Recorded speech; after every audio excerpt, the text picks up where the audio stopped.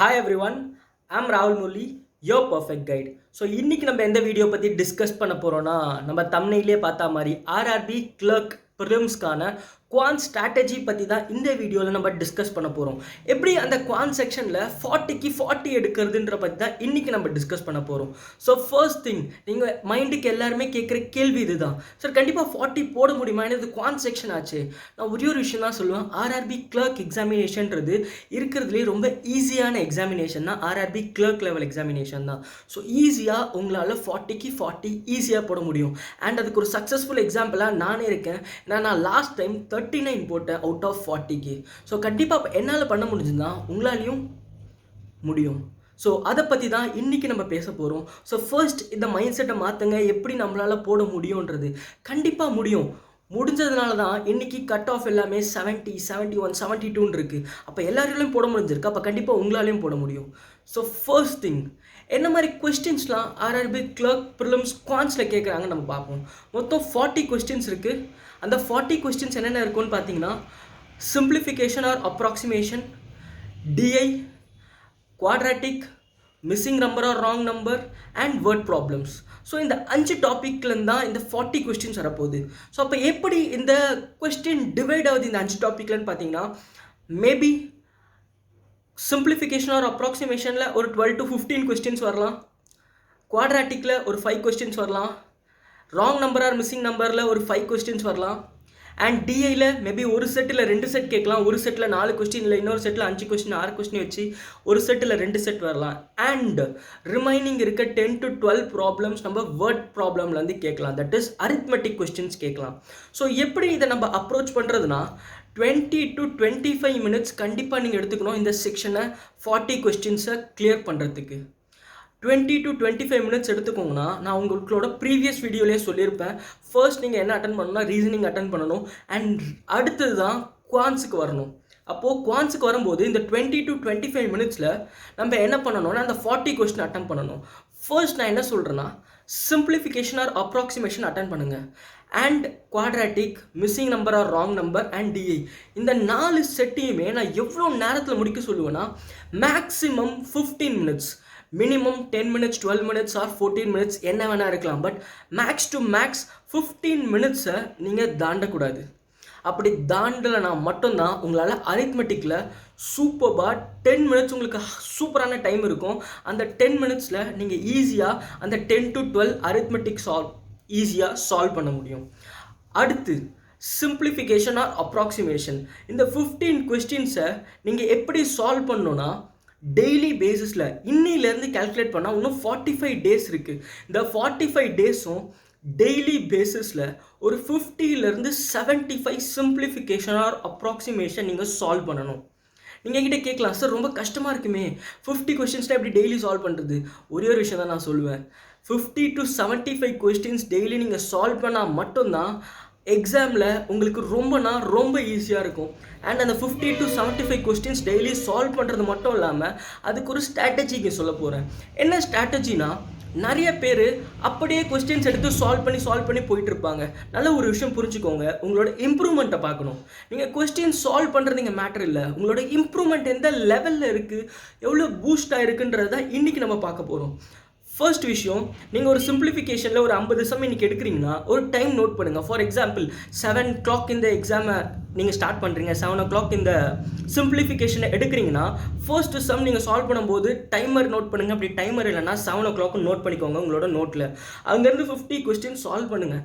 Solve பண்ணிவிட்டு முடியும் போது அந்த டைமர் நோட் பண்ணி பாருங்கள் எவ்வளோ மினிட்ஸில் உங்களால் இந்த 50 கொஸ்டின்ஸை கம்ப்ளீட் பண்ண முடிஞ்சிருக்குன்னு. அப்படி நீங்கள் பார்க்கும்போது டெய்லி பேசிஸில் இந்த டைமரை நீங்கள் நோட் பண்ணிங்கன்னா உங்களோட ஸ்ட்ராட்டஜி ஈஸியாக க்ரோ ஆகும், உங்களோட ஸ்பீட் ஈஸியாக க்ரோ ஆகும், உங்களோட கன்சிஸ்டன்சி க்ரோ ஆகிறது உங்களுக்கே தெரியும். ஏன்னா ஃபார் எக்ஸாம்பிள் ஃபர்ஸ்ட் 50 கொஸ்டின்ஸை நீங்கள் ஒரு 7 to 10 மினிட்ஸில் போட்டிருந்தீங்கன்னா அடுத்த நாள் இன்னும் கொஞ்சம் கம்மியாகும், அதுக்கு அடுத்த நாள் இன்னும் கொஞ்சம் கம்மியாகும், கம்மி ஆகிக்கிட்டே இருக்கும். ஏன் இதை சொல்கிறேன்னா, இப்படி பண்ணும்போது தான் உங்களோட இண்டிவிஜுவாலிட்டி என்ன அப்படின்றது உங்களுக்கே தெரியும். ஏன்னா இப்போ நம்ம எழுதிட்டு இருக்கிறது காம்படிட்டிவ் எக்ஸாம். ஸோ அப்போ காம்படிட்டிவ் எக்ஸாம்னா ஒருத்தரோட நீங்கள் அஹெட்டாக இருந்தே தான் ஆகணும். ஸோ இப்படி தான் நீங்கள் சிம்பிளிஃபிகேஷன் சால்வ் பண்ணணும். அடுத்து quadratic or missing number or wrong number, இது எல்லாத்தையுமே 30 to 45 கொஸ்டின்ஸ் ஒரு நாளைக்கு நீங்கள் சால்வ் பண்ணணும். 30 to 45 கொஸ்டின்ஸ் இப்படி நீங்கள் சால்வ் பண்ணி அதே ஸ்ட்ராட்டஜி தான். டைமர் எடுங்க, நோட் பண்ணுங்கள் டெய்லி பேசிஸில். அப்போ இங்கேருந்து நான் என்ன சொல்கிறேன்னா, அடுத்த ஒரு 15 to 21 டேஸ் இதை நீங்கள் பண்ணிங்கன்னா கண்டிப்பாக உங்களோட ஸ்பீட் இம்ப்ரூவ் ஆகிறது உங்களுக்கே தெரியும். ஏன் அப்படி சொல்கிறேன்னா, ஒன்ஸ் உங்களோட ஸ்பீட் இம்ப்ரூவ் ஆகிடுச்சுன்னா உங்களோட மெயின் எக்ஸாமில் உங்களோட ஒர்க் அவுட் டைம் குறையும். அப்படி குறைஞ்சா உங்களோட எக்கச்சக்கமான சம் அட்டன் பண்ண முடியும் ரொம்ப ஈஸியாக ஷார்ட் டைமில். ஸோ அப்போ இது 5 செக்ஷனில் இந்த 4 செக்ஷனை நான் என்ன பண்ண சொல்கிறேன்னா 15 மினிட்ஸில் நம்ம இதை சால்வ் பண்ண போகிறோம். ஏன்னா ஆல்ரெடி உங்ககிட்ட சொன்ன மாதிரி தான், ஒரு விஷயத்தை நீங்கள் 21 டேஸ் பண்ணிங்கன்னா it will be a habit. So அடுத்து எங்கே வரணும்னா வேர்ட் ப்ராப்ளம். அப்போ ஃபர்ஸ்ட் ப்ரையாரிட்டி எங்கே கொடுத்தோம், simplification or approximation. Second priority எங்கே கொடுத்தோம், wrong number, missing number or DI. And third priority எங்கே கொடுக்க போகிறோம்னா ரொம்ப பேசிக்கான டாபிக்லாம் இருக்கும். அரித்மெட்டிக்கில் ரொம்ப பேசிக்கான டாபிக் என்னது, ratio, proportion, percentage, average, ages. இதெல்லாம் ரொம்ப பேசிக்கான டாபிக். இது எல்லாத்துக்குமே நீங்கள் டைம் கொடுங்க. ஃபர்ஸ்ட் அரித்மெட்டிக்கை டச் பண்ணுறோன்னா அதோட பேசிக்ஸை ரொம்ப ஸ்ட்ராங்காக லேர்ன் பண்ணணும். அண்ட் அந்த பேசிக்ஸை லேர்ன் பண்ணுறதுக்கு உங்களுக்கு எக்கச்சக்கமான சேனல் இருக்குது, பிடிஎஃப் இருக்குது, கான்டென்ட் இருக்குது. ஸோ ஃப்ரீயாகவே நீங்கள் பேசிக்கை ரொம்ப ஈஸியாக லேர்ன் பண்ணிக்கலாம். அப்படி பேசிக்கை லேர்ன் பண்ணால் மட்டும்தான் உங்களால் அரித்மெட்டிக்கில் எல்லா சம்ஸும் அட்டன் பண்ண முடியும். அப்போது தேர்ட் ப்ரையாரிட்டி இந்த சம்ஸ் எல்லாத்தையும் நம்ம சால்வ் பண்ணணும். அதுக்கப்புறம் தான் நம்மளோட ஃபோர்த்து ப்ரையாரிட்டியான அரித்மெட்டிக் வரணும். அந்த ஃபோர்த்து ப்ரையாரிட்டியில் என்ன டாபிக்ஸ் இருக்குன்னு பார்த்தீங்கன்னா time and work, time and distance, boats and stream, train problem, mensuration, probability, permutation combination, SI CI, profit and loss, mixture alligation. So இந்த 10 டாபிக் எங்கே இருக்குன்னு பார்த்தீங்கன்னா ஃபோர்த்து ப்ரையாரிட்டியில் இருக்கும். நல்லா ஒரு விஷயம் புரிஞ்சுக்கோங்க, இதோட பேசிக்கில் நீங்கள் எவ்வளோக்கு எவ்வளோ ஸ்ட்ராங் ஆகுறீங்களோ அவ்வளோக்கு எவ்வளோ நீங்கள் ப்ரிலிம்ஸ் மட்டும் இல்லை மெயின்ஸ் லெவல் சம்மையும் ஈஸியாக சால்வ் பண்ண முடியும். ஏன்னா மெயின்ஸ் லெவல் சம்முக்கு பேஸ் அடித்தளம் ஸ்ட்ராங்காக இருந்தால் தான் மெயின்ஸ் லெவல் சம்மை ரொம்ப ஈஸியாக சால்வ் பண்ண முடியும். அண்ட் இதுக்கான பேசிக் நீங்கள் எங்கே பார்க்கலான்னா feel free to learn Satish சாரோட சேனலில் பேசிக்ஸ்க்கு எல்லாத்துக்குமே ஒரு பிளேலிஸ்ட் வச்சுருப்பார். அது மட்டும் இல்லாமல் நம்மளோட கனிஷ் சாரும் இதோட பேசிக்ஸ் எல்லாத்துக்கும் பிளேலிஸ்ட் போட்டு வச்சுருப்பார். மேபி நீங்கள் இவங்களோட 2 சேனல் ரெஃபர் பண்ணலாம். குவான்ஸில் நீங்கள் ரொம்ப ரொம்ப ஸ்ட்ராங் ஆகிறது உங்கள் பேசிக்ஸை. அதுக்கப்புறம் சேம் ஸ்ட்ராட்டஜி நம்ம எப்படி டைமரை வச்சு சால்வ் பண்ணோமோ அதே டைமரை வச்சு ஒவ்வொரு டாப்பிக்கும் நீங்கள் டைமர் வைங்க. டைம் அண்ட் ஒர்க் டைமர் வச்சு சால்வ் பண்ணுங்கள். டைம் அண்ட் டிஸ்டன்ஸ், ஏன்னா time and distance, boats and stream, train problem, இது 3 டாப்பிக்கும் ஒரே ஃபார்முலா போதும். அது என்ன ஃபார்முலானா டிஸ்டன்ஸ், ஸ்பீட், டைம். இந்த ஃபார்முலா மட்டுமே போதும் இதோட 3 டாப்பிக்கு. அண்ட் நிறைய பேர் mensuration, probability, permutation combination and compound interest, CI, இதெல்லாம் லீவ் பண்ணுவாங்க. நல்ல ஒரு விஷயம் புரிஞ்சுக்கோங்க, எந்த ஒரு அரித்மெட்டிக் டாப்பிக்கும் லீவ் பண்ணாதீங்க. எல்லா டாப்பிக்கோட பேசிக்ஸை தெரிஞ்சுக்கோங்க. அப்படி நீங்கள் பேசிக்ஸ் தெரிஞ்சுக்கிட்டாலே போதும்.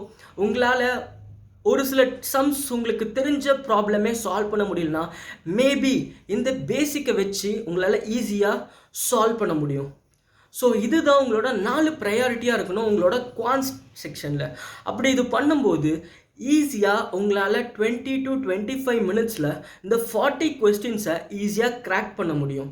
அண்ட் அது மட்டும் இல்லாமல் நீங்கள் இப்படி பண்ணிங்கன்னா கண்டிப்பாக உங்களோட ஸ்கோர் மோர் தென் 75 இருக்கும் 80க்கு. அப்படி இருந்தால் கண்டிப்பாக உங்களால் கட் ஆஃப் கிளியர் பண்ண முடியும், உங்களோட ப்ரிலிம்ஸை கிளியர் பண்ண முடியும்.